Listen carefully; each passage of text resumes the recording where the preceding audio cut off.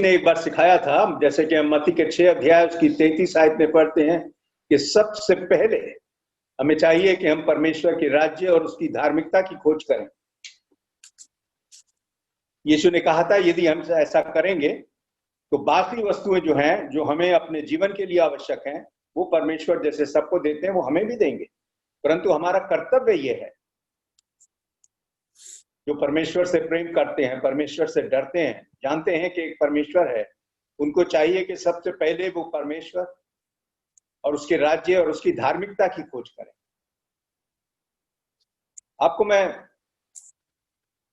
एक वारदात बताना चाहता हूं जो आज से करीब 108 साल पहले घटी थी। अप्रैल 10, 1912 में एक पानी का बहुत बड़ा जहाज जिसका नाम टाइटैनिक था, उसको इंग्लैंड से खोला गया और वो न्यूयॉर्क जा रहा था। और ये बहुत बड़ा जहाज था, 270 मीटर लंबा था और करीब 92 मीटर चौड़ा था, फुट चौड़ा था। तो हम देखते हैं कि ये बहुत बड़ा जहाज था और इसके बनाने वालों का ये कहना था कि ये खराब नहीं होगा कभी, ये बरसों तक ऐसे ही चलता रहेगा, इसको कोई हानि नहीं पहुंच सकती। उस रोज उसके अंदर 2200 से भी ज्यादा लोग सवार थे और वो सब के सब वहां से बहुत ठाट और बाट के साथ जा रहे थे। बहुत उसका किराया था, बहुत बड़े बड़े अमीर लोग ही उस सफर को कर सकते थे। तो अप्रैल 10 को 1912 को वो जहाज वहां से चला और 4 दिन होते होते 14 तारीख को वो एक बहुत बड़ी बर्फीली चट्टान से टकरा गया।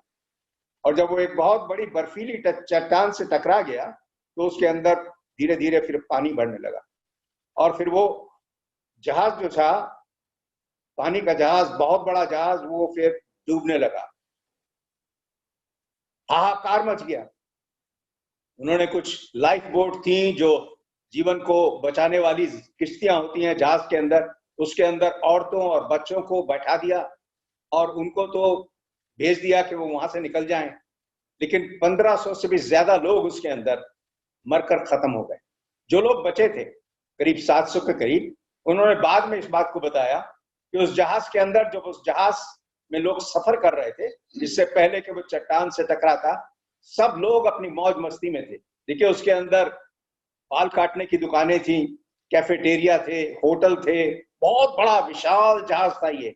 और उसके अंदर रेस्टोरेंट थे खाने के, और उसके अंदर ऐसी जगहें थी जहां पर लोग गाने बजाने कर रहे थे, नाच रहे थे, डांसिंग हॉल थे, सब कुछ उसके अंदर, क्लब थे, लोग, दुकानें बनी हुई थी हर किस्म की, जिसको जो कुछ चाहिए वो दुकानों में खरीदारी कर रहे थे। सब लोग बेखबर थे और सब लोग बड़ा आनंद का माहौल था, सब लोग आनंद ले रहे थे।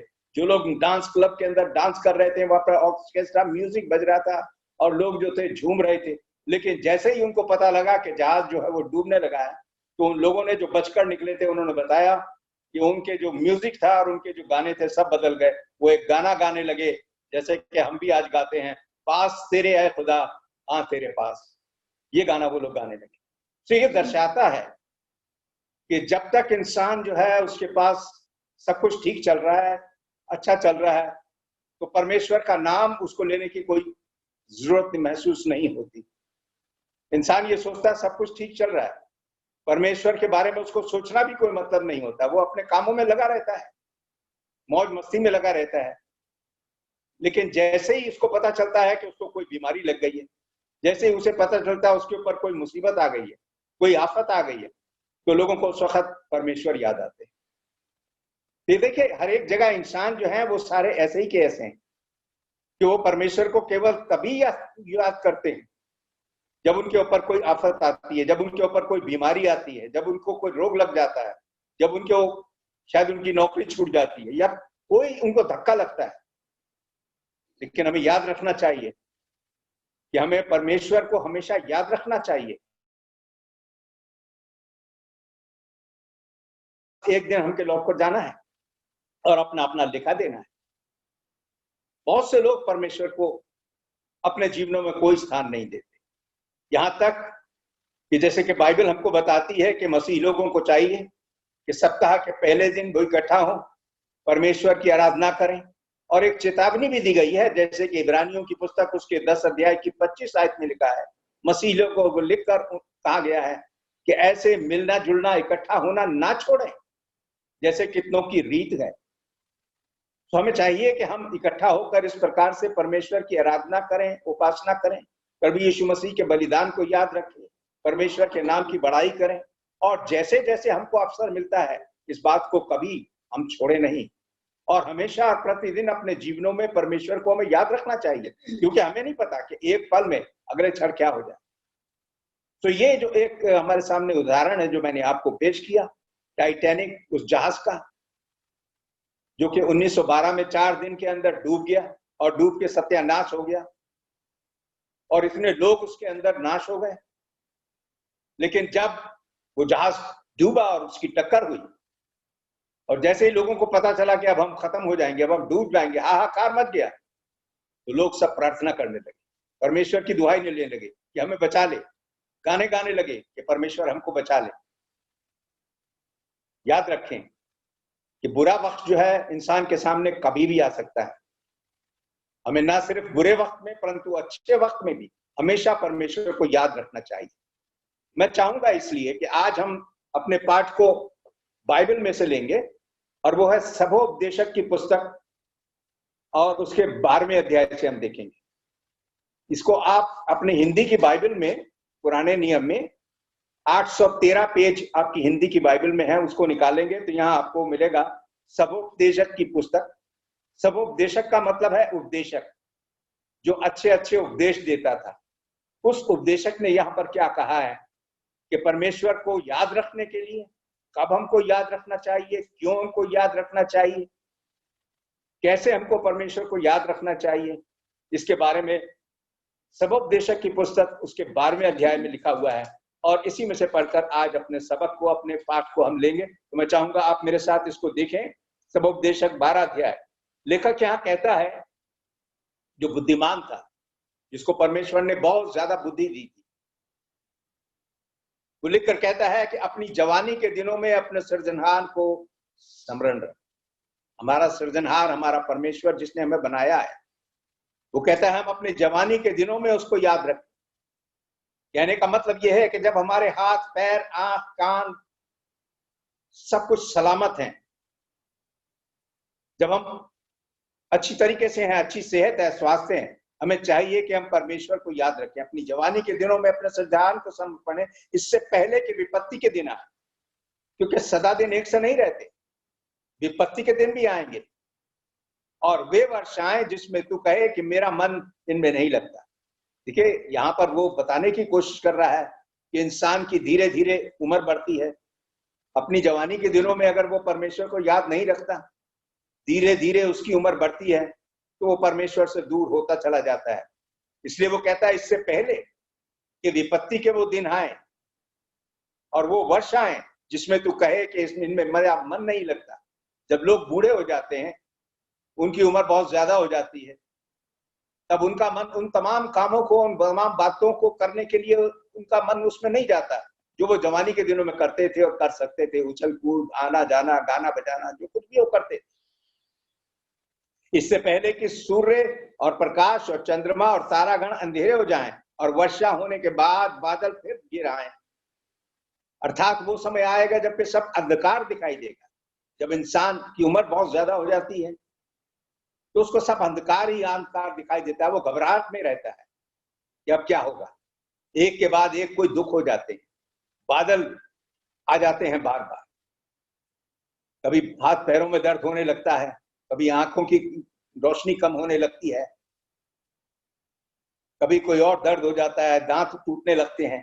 तो वो कह रहा है, इससे पहले कि ऐसा वक्त आए कि तुम्हारे ये अंग जो है शरीर के धीरे धीरे धीरे धीरे वो काम करना बंद कर दें, दर्द और तकलीफ के कारण वो काम ना कर पाए जो अब तुम कर सकते हो। ऐसे विपत्ति के दिन आने से पहले, जब तुम हृष्ट पुष्ट हो, जब हाथ पैर चल रहे हैं, सोच समझ तुम्हारी ठीक है, तुम भाग दौड़ कर सकते हो, सबसे पहला काम ये करो कि अपने जीवन के अंदर, अपनी जवानी के अंदर अपने सृजनहार, अपने परमेश्वर को याद रखो। उस समय घर के पहरुए कांपेंगे कि सिर भी हमारा मनुष्य का जब बूढ़ा हो जाता है तो हिलने लगता है। जो हमारे घर के यानी हमारे देह के पहरेदार हैं, और जाहिर है कि पांव भी डगमगाने लगते हैं और बलवंत झुक जाएंगे। अर्थात वो कमर के अंदर और जांघों के अंदर वो ताकत नहीं रहती। इंसान उस समय झुकने लगता है। बार बार इन शब्दों से जो हम देखेंगे कि वो कैसी शब्दावली का इस्तेमाल कर रहा है, लेखक बुद्धिमान प्रचारक हमें बताने की ये कोशिश कर रहा है कि जब तक हमारी जान में जान और अच्छी तंदुरुस्ती है, हम अपने सृजनहार परमेश्वर को याद रखें। न केवल बलवंत झुक जाएंगे, आगे वो कहता है पीसनहारियां थोड़ी रहने के कारण काम छोड़ देंगी, यानी हमारे दांत धीरे धीरे धीरे धीरे वो निकलना शुरू हो जाएंगे और आंखों में से देखने वाली अंधी हो जाएंगी। अर्थात झरोखों में से देखने वाली, अर्थात हमारी आंखें धीरे धीरे, हमारी आंखें जो हैं उनकी रोशनी भी जाती रहेगी और सड़क की ओर के किवाड़ बंद हो जाएंगे। अर्थात कानों से सुनना जो है वो भी धीरे धीरे कम हो जाएगा। चक्की पीसने का स्वर धीमा होगा क्योंकि दांत कम हो जाएंगे, तो इसलिए मुंह बंद करके चबाने की या खाना खाने की कोशिश होगी। तड़के चिड़िया बोलते ही एक उठ जाएगा। जो लोग बूढ़े हो जाते हैं तब वो उतना अच्छी तरीके से नहीं सो पाते जितना जवानी के दिनों में लोग सो लेते हैं बेखबर होके। वो बार बार उठते रहते हैं, किसी दर्द के कारण उठ जाते हैं, किसी खटपट के कारण उठ जाते हैं या किसी और कारण से उठ जाते हैं। उनको घबराहट रहती है, वो बार बार उठ जाते हैं। सब गाने वालियों का शब्द धीमा होगा, अर्थात जितनी जोर से ताकत से वो अभी गा सकते हैं, उनकी धमनियां जो उनके शरीर में है उनमें वो ताकत नहीं रहती कि वो जोर से गाना गाएं। अर्थात वो वक्त भी इंसान की जिंदगी में आता है, अगर वो जी ले बहुत सालों तक, तो धीरे धीरे धीरे धीरे बुढ़ापा आता है और धीरे धीरे वो इंसान जो है धीरे धीरे उसकी जो हालत है वो खराब होने लगती है और वो निर्बल और दुर्बल होने लगता है। फिर जो ऊंचा हो उससे भय खाया जाएगा। जो लोग बूढ़े होते हैं वो ज्यादा ऊंचाई पर नहीं चढ़ पाते जैसे वो जवानी के दिनों में चढ़ लेते थे, और मार्ग में डरावनी वाली मसुएं मानी जाएंगी, उनको डर लगेगा, घबराहट होगी। और बादाम का पेड़ फूलेगा, जब बादाम का पेड़ फूल जाता है, उसमें फूल आ जाते हैं तो पूरा सफेद हो जाता है, यानी बाल सारे सफेद हो जाएंगे। और टिड्डी भी भारी लगेगी, यानी पहले तो वो भारी भारी चीजें उठा सकते थे, अब हल्की सी चीज जो टिड्डी है बिल्कुल हल्की है वो भी उनको भारी लगेगी। और भूख बढ़ाने वाला फल फिर काम न देगा, क्योंकि मनुष्य अपने सदा के घर को जाता है। देखिए, इंसान को याद रखना चाहिए कि ये पृथ्वी जो है हमारा सदा का घर नहीं है।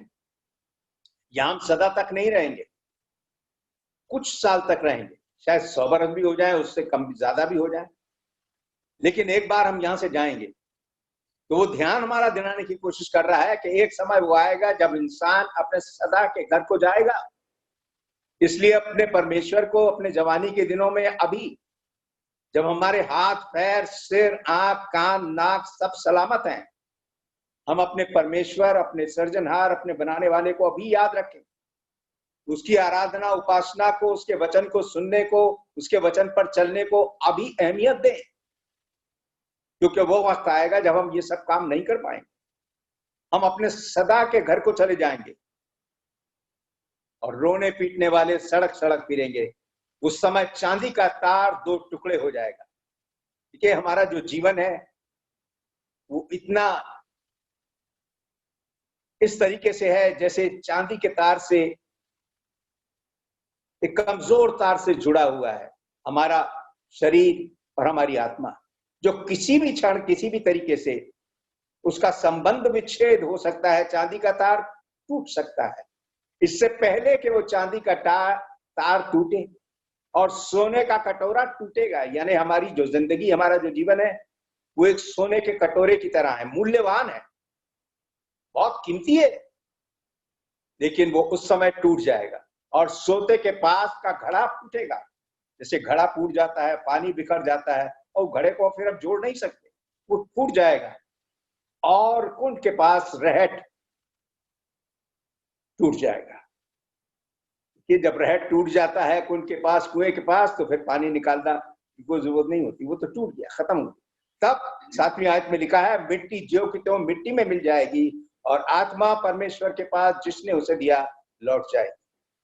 तो यहाँ पर जो लेखक है वो दिखाने की कोशिश कर रहा है और हमें समझाने की कोशिश कर रहा है, बाइबल का लेखक, बुद्धिमान लेखक, कि हम अभी चेत करें, अभी इस बात को याद रखें कि परमेश्वर का महत्व, उसके वचन का महत्व, उसकी आज्ञाओं का महत्व हमारे जीवन में इस समय होना चाहिए। अपनी जवानी के दिनों में हम परमेश्वर को, अपने बनाने वाले को याद रखें, क्योंकि वो समय आएगा जब मिट्टी, जैसे मिट्टी से निकली मिट्टी, हमें याद आता है, हमने पढ़ा था कि जब आदम और हव्वा ने पाप किया था आरंभ में बाग एदन में, तो परमेश्वर ने आदम से कहा था, उत्पत्ति की पुस्तक 3 अध्याय उसकी 19 आयत के अंदर, कि जिस प्रकार से तुम मिट्टी से निकाला गया उसी तरह से एक दिन तुम मिट्टी में मिल जाएगा। तो लेखक कह रहा है कि वो वक्त आएगा जब मिट्टी मिट्टी में मिल जाएगी और आत्मा परमेश्वर के पास जिसने उसे दिया लौट जाएगी। कहां लौट जाएगी? परमेश्वर के पास। परमेश्वर के पास सब जाते हैं, लेकिन कहां जाते हैं? परमेश्वर ने 2 स्थान नियुक्त किए हैं। प्रभु यीशु मसीह ने कहा था कि तमाम दुनिया के तमाम लोग, वो उस दिन, जिस दिन वो आएंगे, जिस दिन सबको का पुनरुत्थान करेंगे, सब जी उठेंगे उनकी शक्ति से, सबकी देह जी उठाई जाएंगी और सब आत्माएं अपनी देहों के अंदर प्रवेश करेंगी और उनके सामने खड़े होंगे और सबका न्याय किया जाएगा। मत्ती के 25 अध्याय की 46 आयत में यीशु ने कहा था कि वे लोग जो उनके उल्टे हाथ पर होंगे वो होंगे जो अधर्मी होंगे। वे अनंत दंड भोगने के लिए उस आग में प्रवेश करेंगे जो हमेशा जलती रहती है।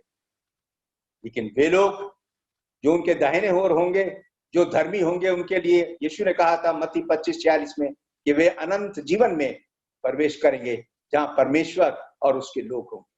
सो याद रखें कि एक वो दिन आएगा, वो यहां पर बताने की कोशिश कर रहा है कि जब मिट्टी मिट्टी में मिल जाएगी और आत्मा परमेश्वर के पास लौट जाएगी, अर्थात उस स्थान पर जो परमेश्वर ने आत्माओं के रहने के लिए जिस स्थान को नियुक्त किया है। आगे लिखकर वो कहता है, उपदेशक कहता है कि सब व्यर्थ है, सब कुछ व्यर्थ है। क्या व्यर्थ है?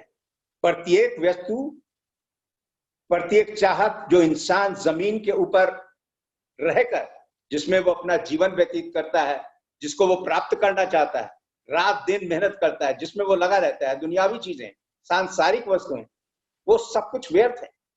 देखिए, सुलेमान जो कि बुद्धिमान व्यक्ति था, जिसने ये बातें लिखी, उसने भी अपने जवानी के दिनों में ऐसा ही किया था। उसके बारे में हम पढ़ते हैं कि उसने दुनिया की कोई चीज, वो कहता है, मैंने नहीं छोड़ी। जिस चीज को मेरी आंख ने देखा, जिस चीज को प्राप्त करने का मेरे शरीर ने कोशिश करी, मैंने उसको प्राप्त कर लिया। और दुनिया में कोई ऐसा इंसान नहीं हुआ जो सुलेमान की तरह था। सुलेमान ने सब कुछ, इसके बारे में हम किसी वक्त देखेंगे कि उसने सब कुछ जो भी दुनिया में है, सब कुछ जो लोग हासिल करना चाहते हैं, सब कर लिया। लेकिन बाद में जब वो बूढ़ा हो गया तो उसने कहा सब कुछ व्यर्थ है। इसीलिए वो यहाँ कह रहा है सब कुछ व्यर्थ है। इस संसार के अंदर कोई इंसान अपने जीवन को जब व्यतीत करता है, अपने समय को व्यतीत करता है, जो कुछ भी करता है, मुझे याद रखना चाहिए कि सबसे बड़ी चीज जो ये है कि हम अपने जीवनों में परमेश्वर को, उसके वचन को, उसकी उपासना को महत्व दें, क्योंकि बाकी सब व्यर्थ है। पहला यूहन्ना उसके 2 अध्याय की 15 और 17 आयतों के अंदर यूहन्ना ने लिखकर मसीह लोगों को कहा था। पहला यूहन्ना 2 अध्याय, या आपकी 333 नंबर पेज है हिंदी की बाइबल के अंदर, नए नियम में। तुम ना तो संसार से और ना संसार में की वस्तुओं से प्रेम रखो। ये मसीही लोगों को लिखकर कहा गया, तुम ना तो संसार से और संसार की वस्तुओं से प्रेम रखो, क्योंकि जो कोई संसार से प्रेम रखता है तो उसमें पिता का प्रेम नहीं है। कि जो लोग संसार की बातों से में लिप्त रहते हैं, सांसारिक वस्तुओं को प्राप्त करने में लिप्त रहते हैं, सांसारिक चीजों में अपने जीवन को व्यतीत करते रहते हैं, उन्हीं चीजों को सोचते रहते हैं जो जमीन की चीजें हैं, सांसारिक चीजें हैं। ऐसे कैसे कर लूं मैं, वहां जाके ये कर लूं, वहां से ये कर ले लूं, ये काम कर लो। संसार, परमेश्वर का उनके जीवनों में कोई स्थान नहीं होता।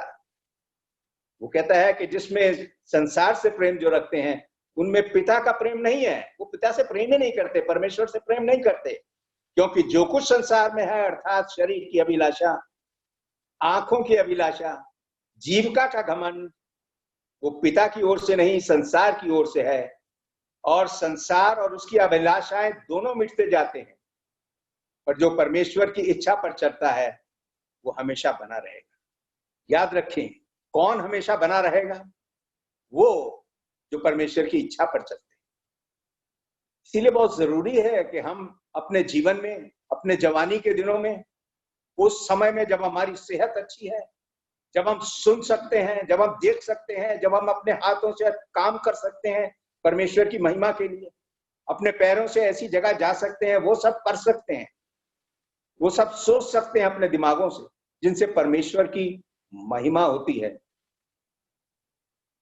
परमेश्वर को अपने जवानी के दिनों में, अपनी अच्छी सेहत के दिनों में स्मरण रखें, क्योंकि अगर हम ऐसा नहीं करेंगे तो वो समय आता है जब मिट्टी मिट्टी में मिल जाएगी और आत्मा परमेश्वर के पास जाएगी उस न्याय के लिए जो परमेश्वर ने प्रत्येक मनुष्य के लिए मुकर्रर किया है। तुम ना तो संसार से ना संसार की वस्तुओं से प्रेम रखो, क्योंकि जो कुछ संसार में है वो सब नाश होने वाला है, परंतु वे लोग जो परमेश्वर की इच्छा पर चलते हैं वो हमेशा बने रहेंगे। इस बात को याद रखें। जैसे अभी हमने पढ़ा कि वो समय जब मनुष्य की मृत्यु हो जाती है वो अपने अनंत घर को जाता है, ऐसा घर जिसमें जाकर उसको हमेशा हमेशा के लिए रहना, हमेशा वो वहां रहेगा, जहां से लौट कर कभी नहीं आएगा। इसीलिए प्रभु यीशु मसीह ने कहा था कि जो उनमें विश्वास लाएंगे वो हमेशा की जिंदगी पाएंगे, हमेशा की जिंदगी स्वर्ग के अंदर, जहां पर वो हमेशा परमेश्वर के साथ बने रहेंगे। तो ये देखिए कितना बड़ा चुनाव आज हमारे पास है। या तो हम परमेश्वर को अपने जवानी के दिनों में, अपने जीवन में, जब हमारे हाथ पैर सिर सब सलामत है, परमेश्वर को याद रखें। और इसका मतलब है कि परमेश्वर की शिक्षाओं को याद रखें, उनके वचन को याद रखें, जो वो हमें सिखाता है उसको याद रखें, और जो वो कहते हैं उनकी आज्ञाओं पर हम चलें, क्योंकि वो समय आता है जब ये सब करने का हमारे पास कोई मौका नहीं मिलेगा और मनुष्य अपने सदा के घर को जाएगा। इसलिए वो कहता है 8वीं आयत में, उपदेशक कहता है सब व्यर्थ है, सब कुछ व्यर्थ है। अर्थात जो पृथ्वी पर है, जो मनुष्य जिसकी खोज करता है, जिसकी खोज में लगा रहता है, वो सब व्यर्थ है। और फिर 13 और 14 आयत के अंदर वो कहता है कि सब कुछ सुना गया, अंत की बात यह है कि परमेश्वर का भय मान और उसकी आज्ञाओं का पालन कर, क्योंकि मनुष्य का संपूर्ण कर्तव्य है। देखिए, इस पृथ्वी के ऊपर मेरा और आपका और हर एक इंसान का संपूर्ण कर्तव्य अगर हम याद रखें वो ये है कि हम परमेश्वर का भय माने प्रत्येक दिन, हर एक घंटे, हर एक मिनट, हर एक सेकंड, और उनकी हर एक आज्ञा का जो उन्होंने अपने पवित्र वचन की पुस्तक बाइबल में हमको दी है उनको हम माने, क्योंकि इसी तरीके से हमारा न्याय होगा। देखिए क्या लिखा हुआ है यहाँ 13 और 14 आयत के अंदर, सबोपदेशक की पुस्तक 12 अध्याय। सब कुछ सुना गया, अंत की बात यह है कि परमेश्वर का भय मान और उसकी आज्ञाओं का पालन कर, क्योंकि मनुष्य का संपूर्ण कर्तव्य यही है, क्योंकि परमेश्वर सब कामों और सब गुप्त बातों का, चाहे वे भली हो और बुरी हो, उनका एक दिन न्याय करेगा। देखिए, हम सबका एक दिन न्याय करेगा, और परमेश्वर उन बातों के कारण, जिन कामों के कारण जो हमने किए, जैसे जीवन हमने व्यतीत किए, उनके द्वारा हम सबका एक दिन न्याय होगा। लूका की पुस्तक उसके 12वें अध्याय में हम एक आदमी के बारे में पढ़ते हैं जिसको यीशु ने कहा कि परमेश्वर ने उसको उस समय जब उसका प्राण जाने वाला था उससे कहा था कि तू इंसान मूर्ख है। देखिए, बहुत से लोग हैं जो दुनिया से जाएंगे तो वो मूर्खों की तरह जाएंगे। ये इंसान क्यों मूर्ख कहा गया? लूका के 12 अध्याय में हम पढ़ते हैं, इसके बारे में लिखा हुआ है कि ये इंसान जो था, इसके पास दुनिया में सब कुछ था और उसने बहुत कुछ कमाया और उसने बहुत कुछ इकट्ठा किया, और 24 घंटे वो इसी उधेड़-बुन में रहता था कि वो कैसे संसार की वस्तुएं प्राप्त कर ले, कैसे जोड़ ले, कैसे उनको प्राप्त कर ले, कैसे अपने जीवन को ज्यादा से ज्यादा ऐश और आराम के लिए कर ले, और ज्यादा से ज्यादा उसके पास ऐश और आराम हो जाए।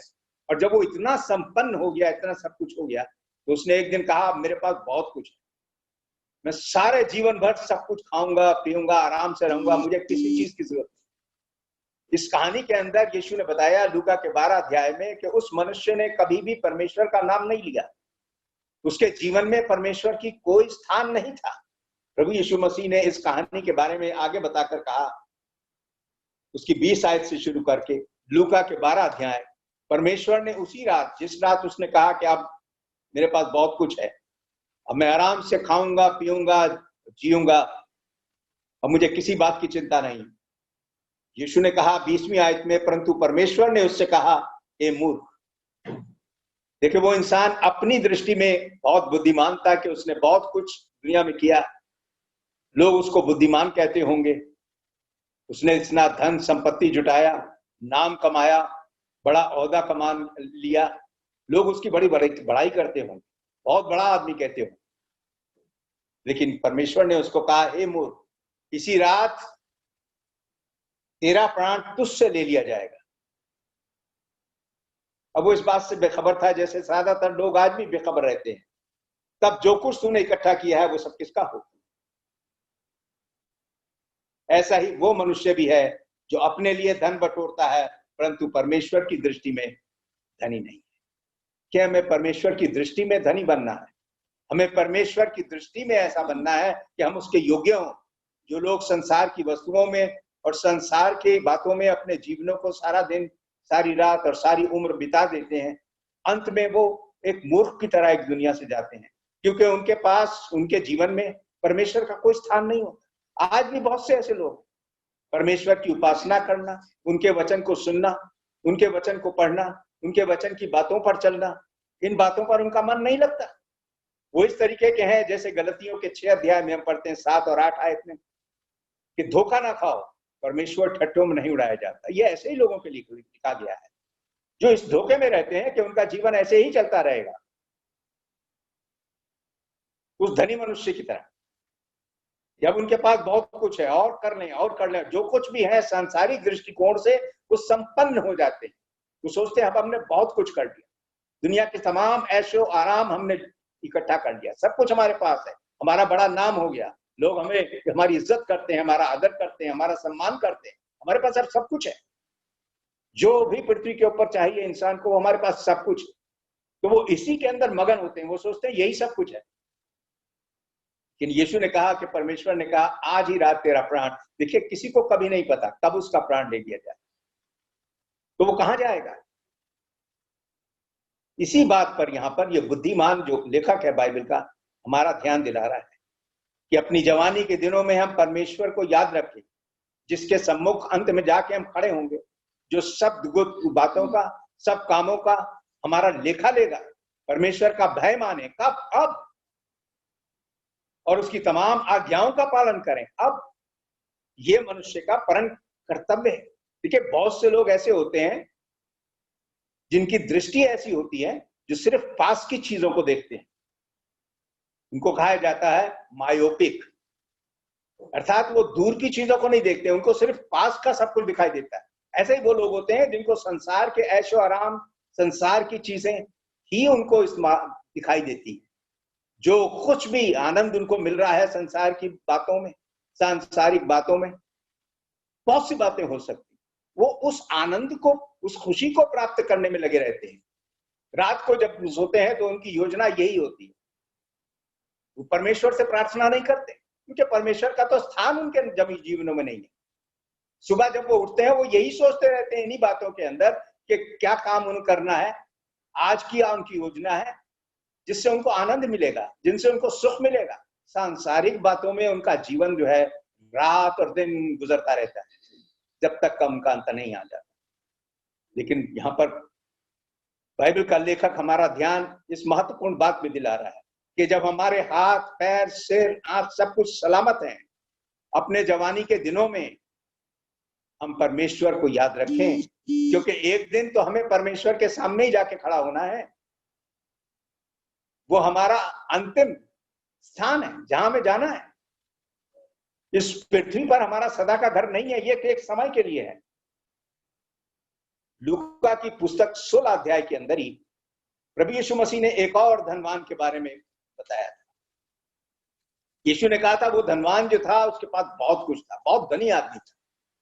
लूका के 16 अध्याय में, ये आपकी हिंदी की नई नियम में 113 पेज में ये कहानी मिलती है। यीशु ने कहा था उसके पास नौकर चाकर थे, उसके पास बहुत बड़ा बड़ा घर था, महल था, उसकी मेज पर हर तरीके के खाने लगे रहते थे, बहुत धनी आदमी था वो।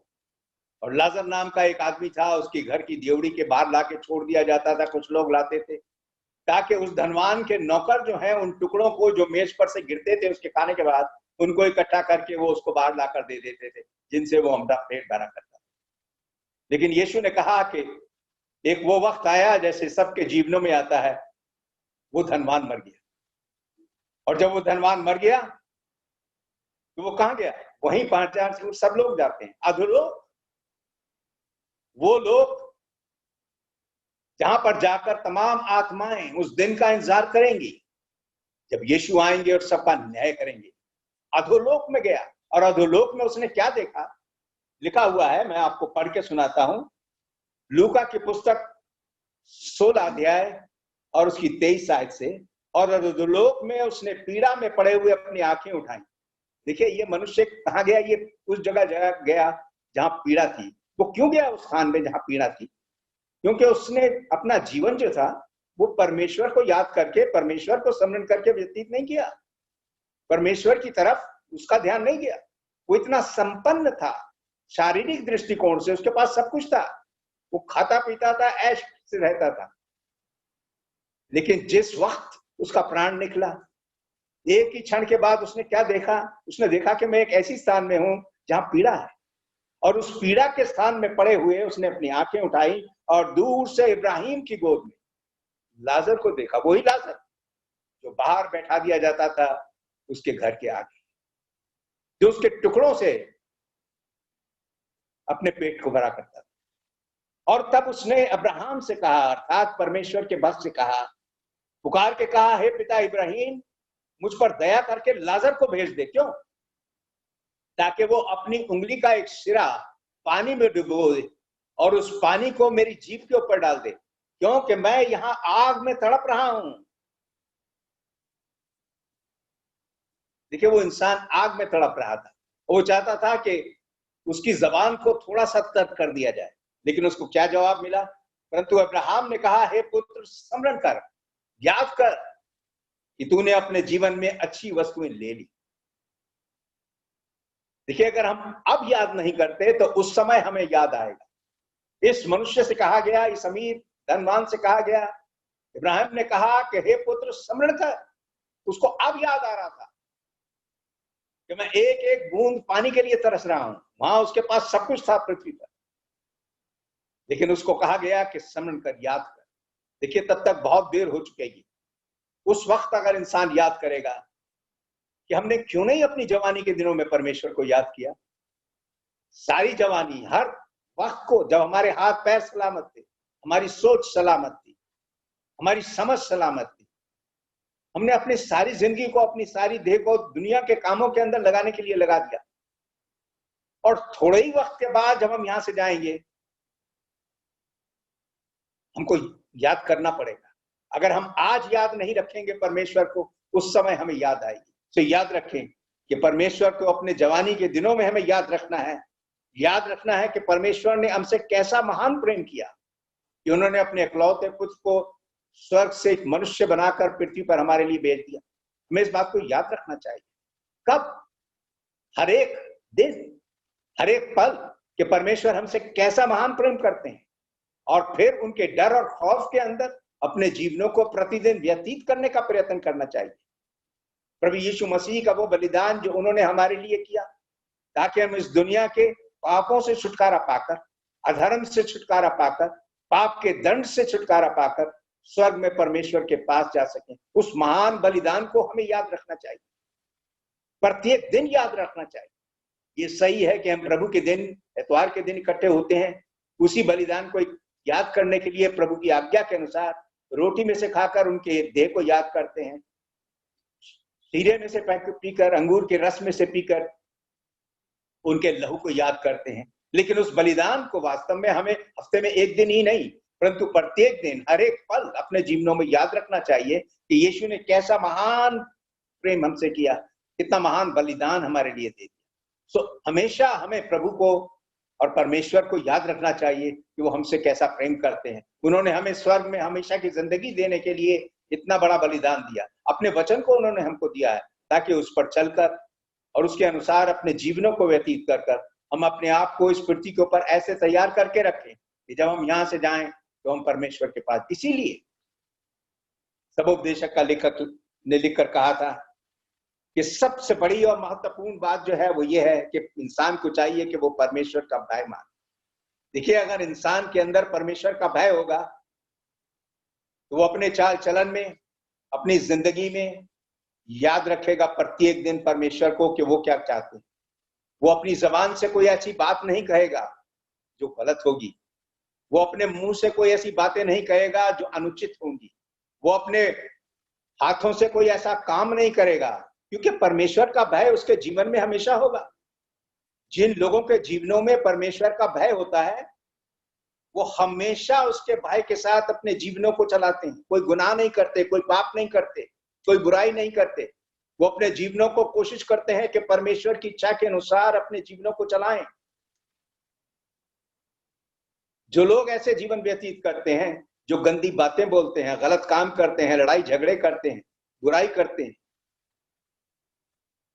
उनके जीवनों में परमेश्वर का भय नहीं है। उनके जीवनों में परमेश्वर का कोई स्थान नहीं।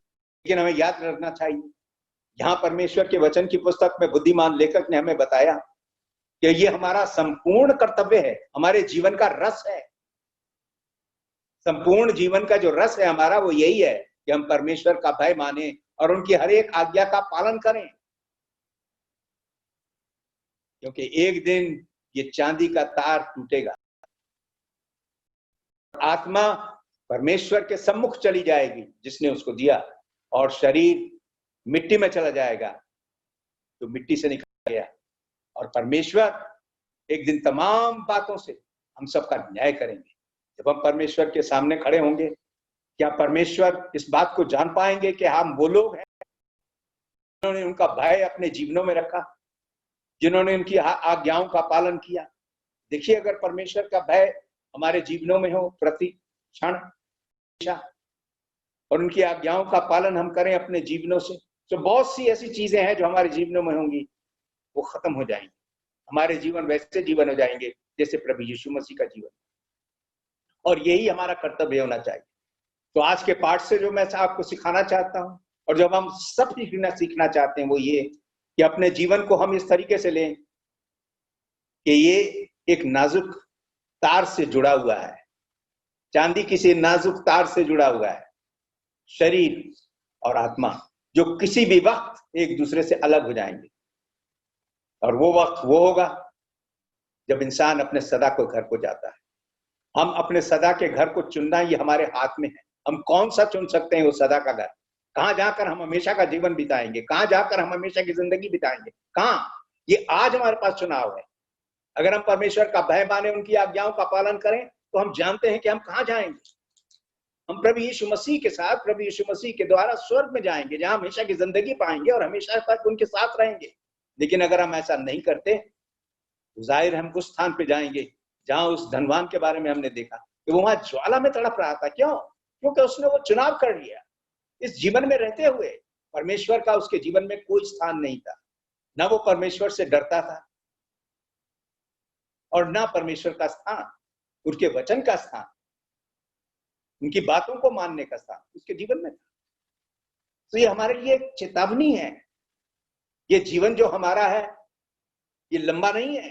ये किसी वक्त भी, किसी भी सबब से, किसी भी कारण से समाप्त हो सकता है। और अगर नहीं तो शायद उम्र के साथ, और उम्र के साथ जब वो वक्त आए जब हमारे शरीर दुर्बल हो जाए, जब हमारे कान जो है वो कम सुनने लगे, जब हमारी आंखें जो है चुंधियाने लगे, जब हमारी शक्ति और बल जो है जवाब देने लगे, वो वक्त आए उससे पहले अपने जवानी के दिनों में, अपने अच्छी सेहत के समय में हमें परमेश्वर को याद रखना चाहिए। और अगर हम अभी से परमेश्वर को याद रखेंगे तो हम हमेशा परमेश्वर को याद रखेंगे। न सिर्फ याद रखेंगे उनसे डरेंगे। और उनके याद रखने का मतलब यह है कि प्रत्येक दिन हम ऐसा जीवन अपना व्यतीत करेंगे कि हम परमेश्वर के सम्मुख अपने जीवन को व्यतीत कर रहे हैं। परमेश्वर हमारे पास है, हम परमेश्वर के साथ हैं। हमारे जीवन से हम जो कुछ भी करेंगे, जो कुछ भी कहेंगे, जहां भी हम जाएंगे, जो कुछ भी हम बोलेंगे, वो सब परमेश्वर के भय के साथ करेंगे, क्योंकि परमेश्वर सदैव सब जगह है। तो याद रखें, परमेश्वर का भय और उनकी आज्ञाओं को मानना, ये संपूर्ण कर्तव्य हमारा है।